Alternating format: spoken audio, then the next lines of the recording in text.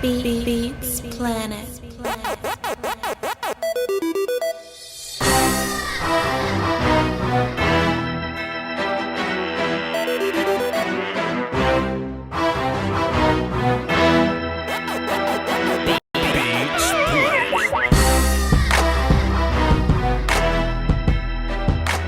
Tell y'all this right now. I see this right now, and it's kind of making my back itch. It's kind of making my neck hurt. My feet starting to cramp up the more I think about it. I may need to do a video differentiating hybrid 4.3 and 3.4, and I thought I did that. But apparently I didn't do it good enough, man. So I need to just put that out in the atmosphere so we can just get that clear, man. Just so we can get that clear. But hey, appreciate y'all for coming through. I don't want to hold y'all too long. It's 5:30 Central. I probably got a good 30 minutes in me. And then I'm going to drop this video that I've been working on. Okay. So people have been asking me because they saw my Mike Nolan film session. They was like, yo, Voch, can you break down what Mike McCarthy's play calling might possibly be like? And it's kind of hard to figure out. It's not too hard, but it ain't easy to figure out what a head coach's play calling would be like if he has different offensive coordinators. But there was this one time when he got pissed off with his offensive coordinator. He said, I'm just going to call the plays myself. I found that game, I pulled the film on it, and I broke down the tendencies and play calling of that game, and I'll be releasing that. It's uploading now. I'll be releasing that at 6 o'clock Central, so that's 30 minutes. So while that's doing that, I'll be just living with y'all, cooling with y'all, chilling with y'all. We got the phones lit. Everything's going to be everything there. And I kind of just wanted to touch on the coaching material just in general, because it's been happening. It's been moving fast. And what I've noticed is that, first of all, everybody's name is like easy, like Mike, Jim, Joe. You know what I mean? They all got easy names. There's no creativity with the names here, whether it be Mike McCarthy, Mike Nolan, Jim Tomsula, Jim Fossil, and Joe Philbin. What I noticed, though, is Mike McCarthy has brought in a bunch of old men to come coach our team. That's what I noticed, right? And, you know, I don't know how to feel about it. It's definitely a thing. It's definitely a thing that we should notice, that he brought in a bunch of old people to coach our team. If you look at the last coaching staff, it was the exact contrast of that. I mean, Jason Garrett was like 50-something, but, you know, Kellen was like, 12 years old. Chris Richard was 30-something. Colombo played in the league a decade ago. You know what I mean? Gary Brown was relatively young. So, we had a lot of young coaches there. Rod's like 90 years old. But for the most part, we had a lot of youth at coach. Ben Bloom was a young dude.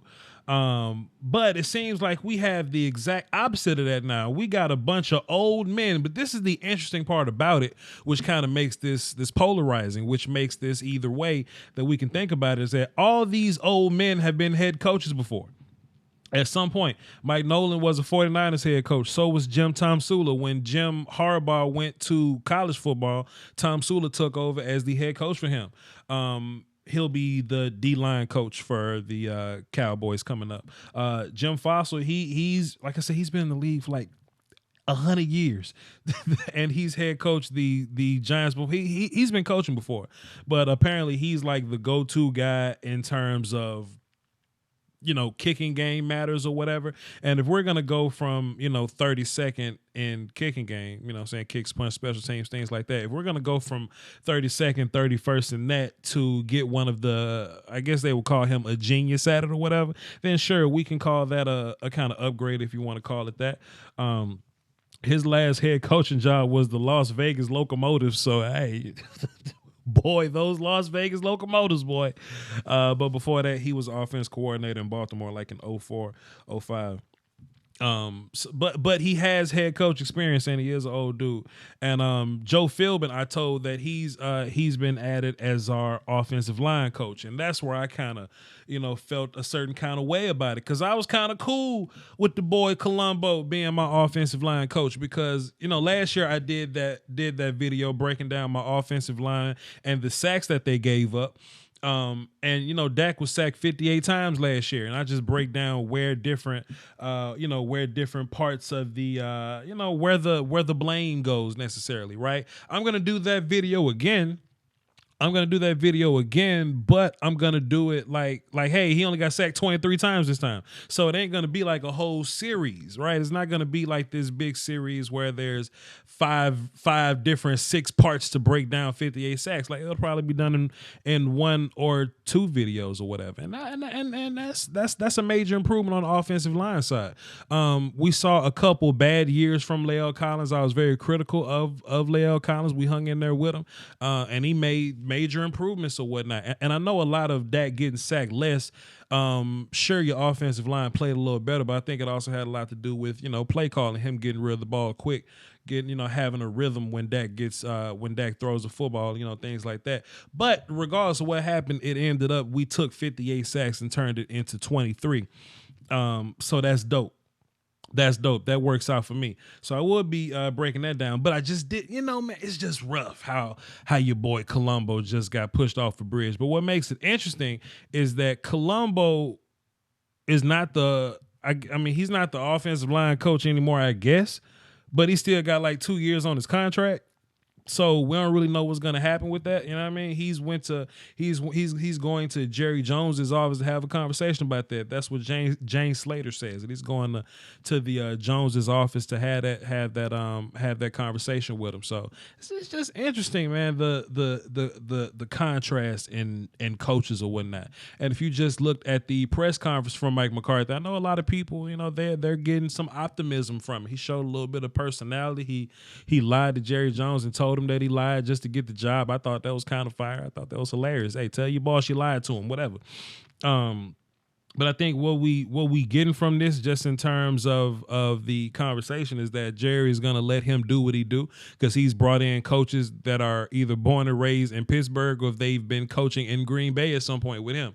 He has history with all these guys, so he's bringing in all these people. They're all old, and they're all relatively tough dudes, man. If I've asked some Green Bay people, I've asked some 49er people, whatever, and they saying that these coaches are like hard nosed guys, like they tough guys. So.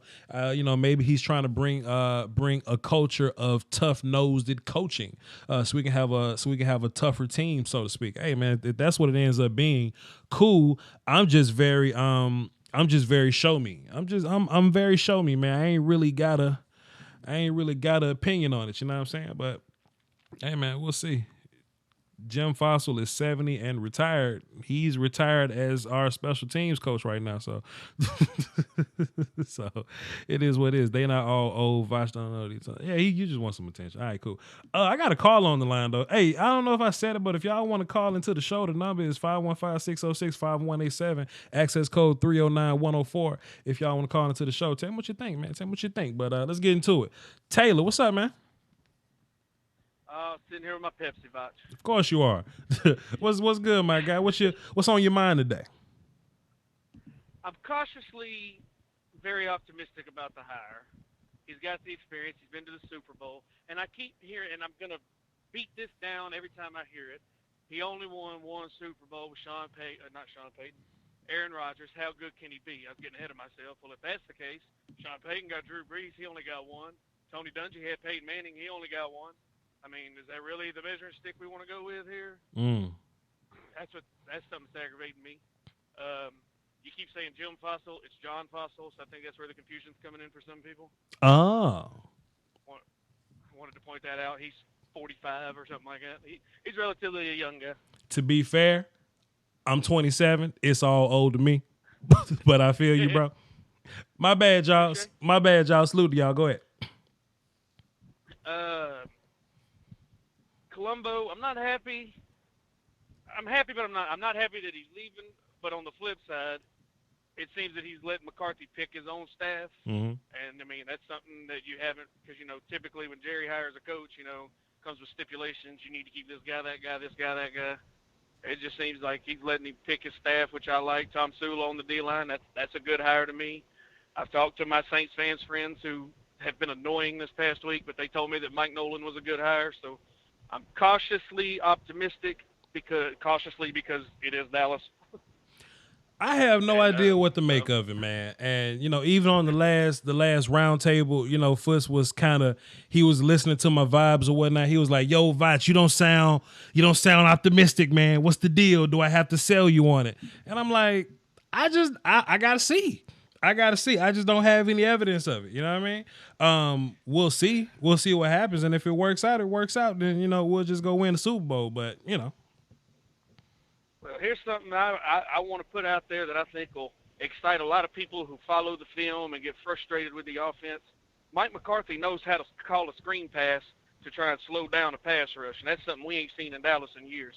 So something to get excited about, because Mike McCarthy knows that you got to get your playmakers in space. He did it a lot with Eddie Lacy. I remember seeing that because he used to kill us with it. Actually, on my film session that I'm going to drop at 6:00, I did see a lot of screens. He ran it with the running back, and he ran it with his fullback too. So that may be a thing for us. We'll talk more about that at 6:00 when we run the film or whatnot. But you're absolutely right, sir. So I'm cautiously optimistic. I'm gonna keep beating that because I don't want to get my hopes set so high because Dallas has let me down so many times. But for everybody who's saying this is nothing more than a Garrett hire, I don't. I've learned today that I hate people because everybody just wants to sit here and he's just another puppet, blah blah blah. I don't see it. To me, Mike McCarthy's personality, the way Jerry Jones does the media, is if Mike McCarthy could, he'd rather be in there coaching his guys and let Jerry do all the media. The thing about That's sports, just the way Taylor. McCarthy comes off to me. Thing about sports, and I kind of hate people too, but I think sports is the only place where civilians can tell experts that they don't know what the hell they doing.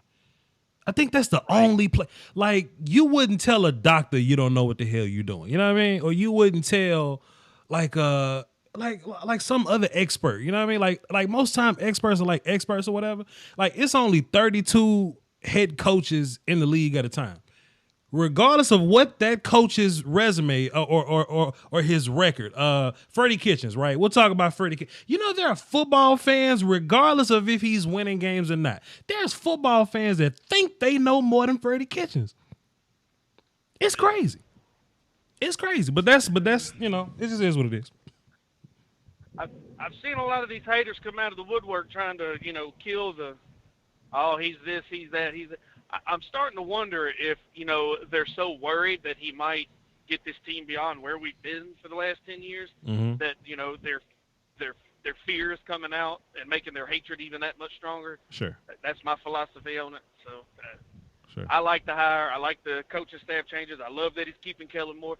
And Voch, I want to throw my theory at you, and you tell me if it's good, bad. I've been pushing it all week on Twitter and on Facebook. Well, let's do it. McCarthy loves Kellen Moore's play designs and all that, and McCarthy likes to call his own plays.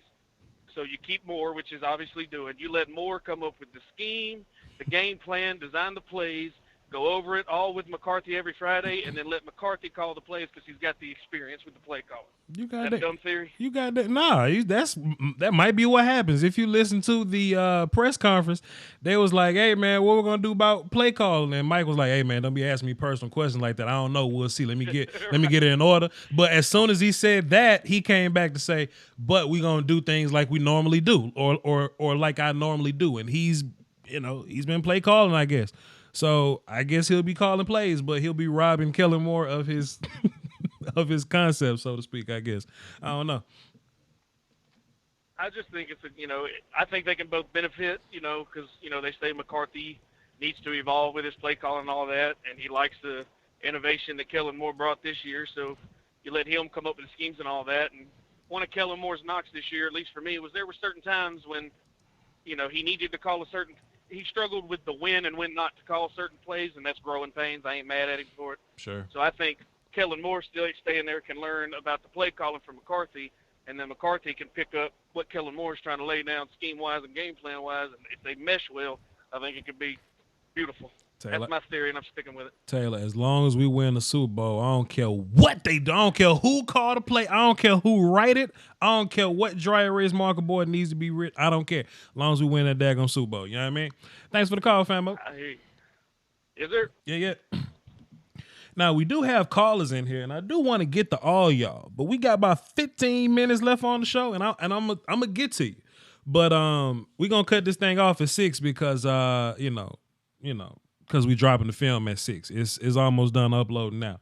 So we going to get to y'all's calls there. Oh, my God. Chris, what's happening? What's up, boss? What's happening, Hey, man, how you doing, man? Hey, man, everything's love. Everything's love. Hey, put me on the clock game because we got limited time. So put me on clock game. Put me on 2 minutes and I'm out. Okay? All right, play. Here we go. All right. Hey, man, let me explain something to you. I am excited and jacked about the situation at hand because here's the one thing. See, you remember about 2 years ago, there was this guy named Voch Lombardi, and he got fired from his job, right? Yeah. He got let go from the day job, right? Yeah. And that dude got on and did a podcast, man, and his figure about him being great at doing what he was going to do. Yeah. He was convicted. He was sold out for it, man. And that was the day, man. Like Axel Foley fell in love with Billy Hoyle that day. That was the day I fell in love with you. Dang. That was the day that I fell in love with you. Dang. You see what I'm saying? Yeah. Because you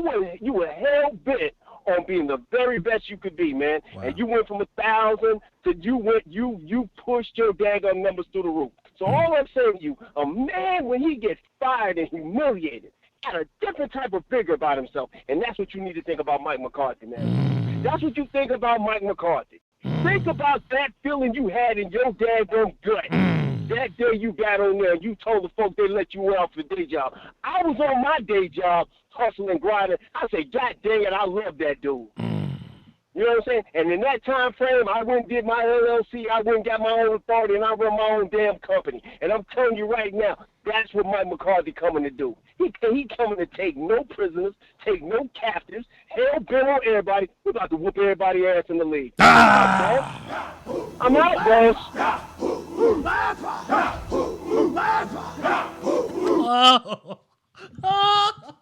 Talk to him, man. What are you doing? What are you doing? Hey, man, listen. Hey, man, I can't deny that. Hey, man, what you want me to say? Hey, man, what you want me to say? Hey, man, we probably gonna hit like 50,000 by what, February or so? Look, we mess around and hit 50,000 by February. Look, then he hung the phone up. I need just play it one more time, dog, just for the culture. Just wait a minute.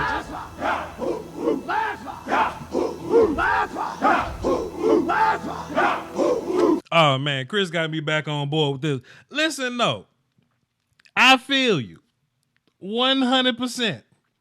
Major salute. I'm kind of excited to see what's going to happen. I would love to see what's going to happen. Boy, I just happen to be show me guy, but I feel you though. Maybe there is something to Mike McCarthy, not winning another Super Bowl with Aaron, with Green Bay pushing him off a bridge and Aaron calling him an idiot and him sitting down and studying the league. Maybe Mike McCarthy's gonna come back with some brand new fire, with some brand new flavor in your ear, and maybe that's gonna be the thing. If it happens, it happens. Show me, because I already, the Super Bowl vibes. You know me with my Super Bowl vibes. You know what I mean? We going anyway, but what a way to hype me up, man. Hey, Chris, I needed that one, man. Salute to you, bro. I needed that. Drummer Cam, what's up, man? Hey, what's going on, Voch? Is this a new phone? No, man. Calling from myself. Okay, just look a little funny on my screen, but I got you. Say your name right there. What's good, Cam? What you got for the show? Oh, man. Oh, if that was not enough to get you pumped, what is going to get you pumped? Seriously. Hey, man. Chris. I agree. I agree. But go ahead. We got 10 minutes in the show. Right, go ahead. Yes, sir. Make it quick. Let me ask you a question. Mm-hmm. When you're let's say you got a friend or something that you like, or and they go through this phase of self-awareness, or kind of identifying what they did wrong, and they go through this whole phase where they self-improvement. Do you like that about a guy? Yeah. I always say that you can't be so caught up in your train of thought that you don't give yourself room to grow. You know what I mean? I always say that, and people hit me up and say, "Yo, Voch, but you said this last year." I changed my mind. You should always have room to be able to change your mind. I'm constantly growing. Me and my girl argue all the time, and I'm constantly changing the way I think, because maybe I'm wrong sometimes. You know what I mean? So 100%, people should grow. Yeah. Looking at Mike and coming in and just, I know the Mike McCarthy project thing kind of seemed kind of a little odd, and but when you look at his interviews and you look at what Greg Jennings has said about Mike, sure, because he came to bat, he said this was a hire, and I'm like, I respect Greg. I think Greg is one of the few analysts out there, because he comes from the game, that he speaks from experience, and you can kind of take what he says pretty close to heart. And he talked about Mike as a mentor, and I was like, wait, hold on. He said that he brings in guys that are going to help this team, the players and such, that he's going to mentor, guys like Zeke, Dak, Amari, those guys that are impactful, D-Law. He's going to bring these guys in and mentor them and show them who they need to be, as well as get their feedback. And there's going to be a discussion. And he said that's what players in the NFL want. Sure. So knowing that he's a mentor type guy, and look at Kellen as well, and the way that relationship is going to work out.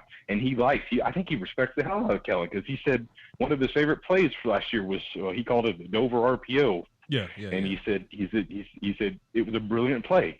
So you look at this from two different perspectives. For me, he is good enough to, or his ego isn't big enough that he's not going to hold himself in check, and he's a mentor. Those are two qualities I like in a leader.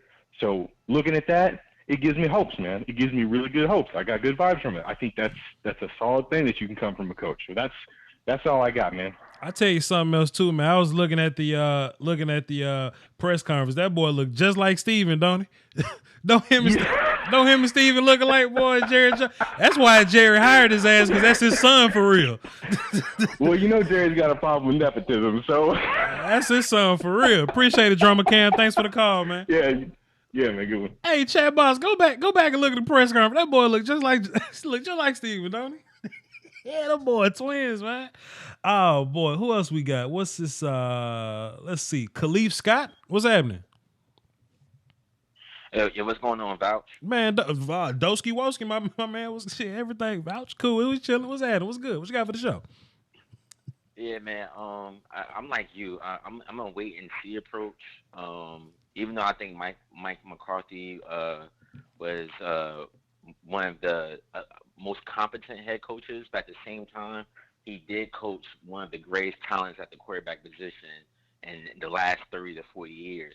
So, like I said, I understand people are back on the train. Jerry just sold the 2020 season like ease. Like we went from down and out. We not messing with the Cowboys no more. We not watching them no more. It's Super Bowl. It's Super Bowl ready now. Sure. But at the same time, like I love our staff. Other than Mike McCarthy, I'm more excited about the staff. John Fossil, the special teams coach, he's one of the best special teams coaches in the game, and he's only 46 years old. A young dude. Yeah. The son of Jim Fossil. Yeah. He has experience. Kellen Moore, he's having more experience. Right. Mike Nolan, I wish we would have gave Marvin Lewis the bag. It's no salary cap in coaching staff. I wish we just gave him head coach money for the defensive coordinator, because it's Super Bowl or bust. I wish we did that. But other than that, I love our coaching staff. And I really think our coaching staff is elite. I'm talking about the whole staff. I'm not talking about head coach. Like, people looking at, just the head coach, but you got to look at the whole staff. That staff, Joe Philbin, one of the best offensive line coaches in the league. So would you say, like our staff? So would you say Marvin Lewis didn't get hired because he ain't had nobody vouching for him? No, I'm saying that Marvin Lewis didn't get hired because he feels like he's head coach or not or no. Like I feel like I feel like we didn't. I think we didn't want to give him the bag. Like I think we didn't want to give him like how we gave Jason Garrett head coach money as an offensive coordinator. I think we didn't want to do that. I think we probably tried to offer him regular defensive coordinator money, but to get Marvin Lewis, the legendary defensive coach Marvin Lewis, to be a defensive coordinator, you got to give him the crazy amount of money. We the Dallas Cowboys, we can definitely afford it. I think the problem, the only question, the problem with Marvin Lewis is that he wanted to bring along what's my man's that was head coaching the Browns. What's my man's name? Forgot. Hugh Jackson. Hugh Jackson. He wanted to bring Hugh Jackson along with him, but we didn't have that. We didn't have that buy one get one free voucher or whatever. But he did want to bring Hugh with him, and that probably would have been too many people. Too many chefs in the kitchen, man. I feel. Hey, yo, Salif, man, we run out of time, man. I appreciate you for calling, man. Salute. All right, thank you. Yes, sir. Yes, sir. Oh man, let's see what else we got. We got a handful of callers. We're gonna try to get through them extremely quick. We got 5 minutes left in the show. 706. What's up? Who this? What's going on? This Jay Ugly. What's up? What I'm saying? I used to call in from a different number. Oh, I got you. Hey, look at here, man. What's that? I like McCarthy. Yeah. One thing about him is his draft record. They always draft in big cans full of dirt that you like. I do know that about him, and he draft DBs real good. Yeah, you being funny. Funny. Everybody keeps saying about he had Brett Favre and Aaron Rodgers. Mm-hmm. Go back in 2013 and look at Matt Flynn, what he did with Matt Flynn. Sure. The second half of that Dallas Cowboys game. Sure. And he got Matt Flynn paid. Sure. So he know how to work with quarterbacks too. That might be a thing, man. Hey, appreciate it. We run out of time though, fam, but that was a great call though, man. Appreciate you. Reserve. Yep. Oh man, you say ain't had nobody vouching for him, man. The notorious JEFF. What's good, bro? Yo, what up, man? All good, fam. What's the notorious JEFF? That's what you is, dog. What's good, man? What's your vibes on this Mike McCarthy hiring, bro? The whole Mike McCarthy thing is funny. I kind of called it talking to my boy a while ago, Steelers fan, and I honestly thought that McCarthy was going to replace Mike Tomlin. Yeah. I don't think it's a bad look. I would have rather went with a more defensive-minded guy like Ron Rivera, but the Redskins are quick to make any man on the street a millionaire. So they grabbed him up before the ink dried on the pink slip. But they kept throwing around Lincoln Riley, man. Sure. But I don't know how you feel. How you feel about Jim Harbaugh? I wouldn't mind having him.